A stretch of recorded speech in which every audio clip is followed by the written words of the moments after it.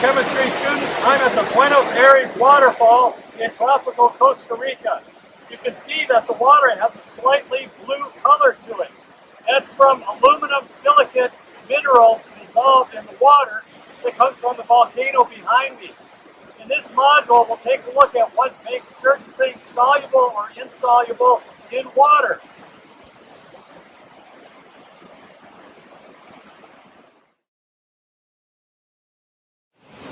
Well, where are we? What is the name of the waterfall? Buenos Aires. Buenos Aires? Okay. Hey, nobody said it was going to rain. It's a rainforest!